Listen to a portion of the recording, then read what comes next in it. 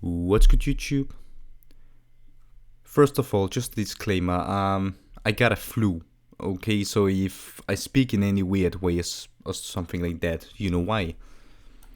So this is my computer. Okay, this is an 2010 iMac running OS X Smite.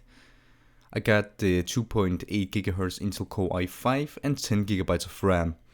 Now, why am I saying this? And for most of you which are watching this video, probably don't know what any of these stats are. So, a lot of people has been writing to me about that their Macs, okay, not the PCs, the Macs are getting really slow over the years. And they're pretty confused about it because a Mac is a really expensive computer. And I want to do a video about that because I had the problem myself. So, each and every day, okay?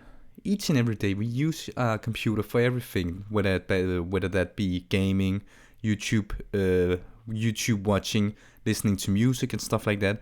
We use a computer for everything today, okay? Now you can see I got the 2010 iMac, okay? And this computer actually runs pretty well when you're considering that it's quite old.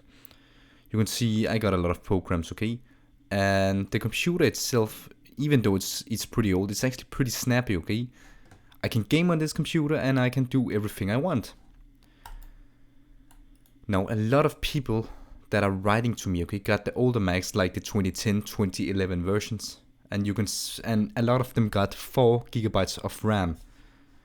So you can see at the moment my computer, okay, I'm only running QuickTime and Firefox. My computer is already using 5.2 GB. So imagine if you only got 4 GB. It's like you got a car, okay? You got a car, you got like a 2-liter engine, 120 horsepower. These 120 horsepower is gonna be really good at propelling your car to 120 kilometers per hour. Okay? Unloaded, that means you're the only one in the car. But then you get your friends, you get their luggage, suddenly you got a ton of stuff in your car, okay? Do you think your car really is gonna be as fast as it were before without all those people and all those luggage compartments and stuff like that? Of course it ain't, because you got so much freaking weight on the car that these 120 horsepower ain't gonna be suited for carrying that much weight. Now how does this apply to a computer, okay? Let me talk about that. So your RAM, okay? Your RAM, you could consider your RAM as your horsepower, okay? Consider your RAM as your horsepower in this case, okay? It's just an example. It's just an example. Consider your RAM in this case to be your horsepower. You go to, let's say, Safari, okay, which doesn't weigh a lot. Safari weighs 120 kilos. 120 horsepower gonna be fine. But let's say Firefox uses, I don't know, Firefox weighs a ton.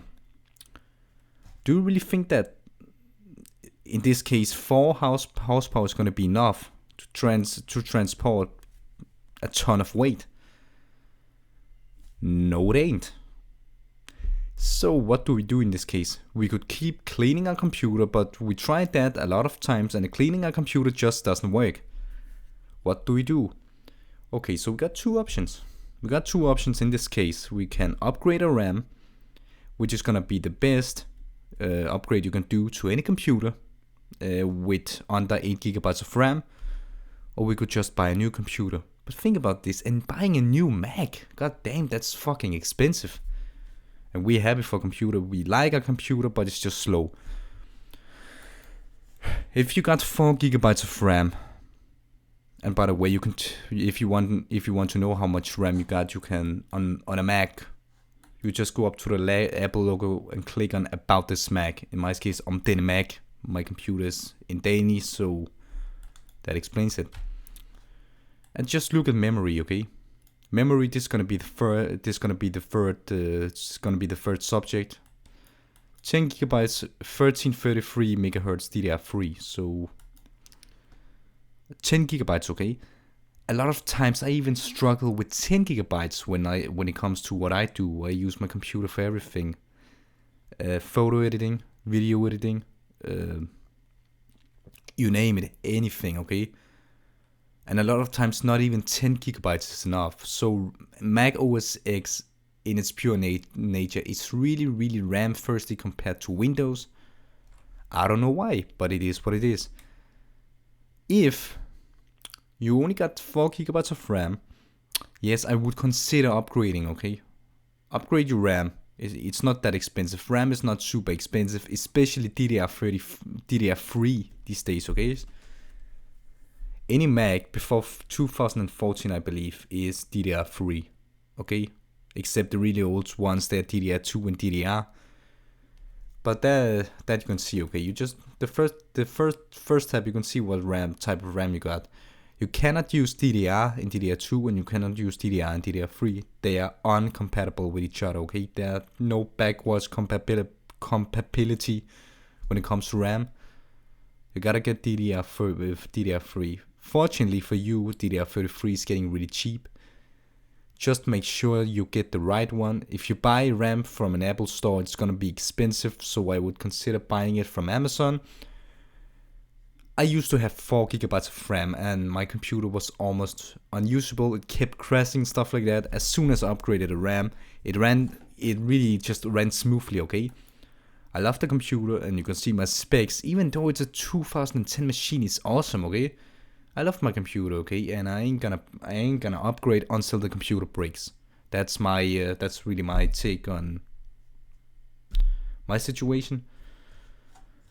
If your computer if you just listen, okay? If you just surfing the web and stuff like that, you're just surfing the web and your computer is just too slow to surf the web, plan on getting some more RAM, because 4 gigabytes in 2016 ain't gonna do it, okay?